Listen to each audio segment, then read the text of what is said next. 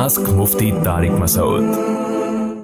किसी खातून ने पूछा है जी, पाकिस्तान से सवाल है। मेरी सिस्टर को एक शिया लड़का पसंद है, इसने 3 साल पहले रिश्ता भेजा था, लेकिन हमारी फैमिली ने शिया होने की वजह से मुस्तरद कर दिया था। मेरी बहन अभी भी इसको पसंद करती है और कहीं और शादी के लिए रजामंद नहीं। जब कोई रिश्ता आता है तो वो अजीब किस्म का रद्द-ए-अमल ज़ाहिर करती है, रोना शुरू करती है। मेरी फैमिली ने इस्तिखारा भी किया मगर इसमें भी अच्छा नहीं आया। हमने इसको समझाने की पूरी कोशिश कर ली लेकिन सब रायगा।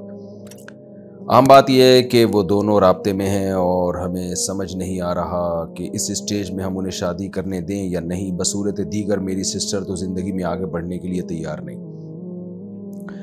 बच्चियों पे पहले कंट्रोल किया करें, घर में रखा करें उनको। कहीं यूनिवर्सिटी जा रही है तो आना जाना का इंतज़ाम करें।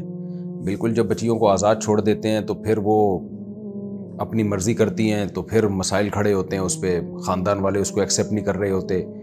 बाज़ दफ़ा वो दुरुस्त फ़ैसला कर रही होती हैं, बाज़ दफ़ा गलत फ़ैसला कर रही होती हैं। तो इसलिए लड़की जो है वो घर की 4 दीवारी में ही अच्छी होती है।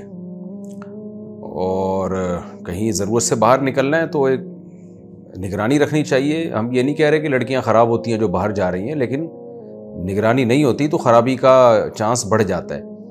बाकी ये जो चाह रही हैं यहाँ निकाह करना, जहाँ ये चाह रही हैं, तो देखें शिया हज़रात के बहुत सारी किस्में हैं, बहुत सारे अक़ाइद हैं, बहुत सारे उनके मसलक हैं, उनके नज़रियात हैं।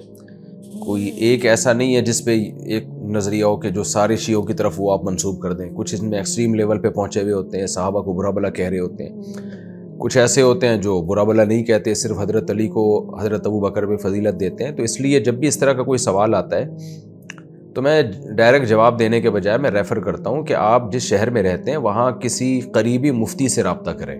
किसी मुफ्ती से भी नहीं बल्कि वो मुफ्ती जो बाकायदा इदारे में हो, इदारे से रब्ता करें। जैसे आप अगर कराची से हैं तो बिनोरी टाउन चली जाएं आप, या आप जामिया फ़ारूकिया चली जाएं, या दारुल उलूम कोरंगी चली जाएं, या जामिया तुरशी चली जाएं। वहाँ जाके उस शिया के पूरे हालात बताएं कि भाई इसके ये अक़ाइद हैं। उसके बाद वहाँ से फ़तवा लें आप।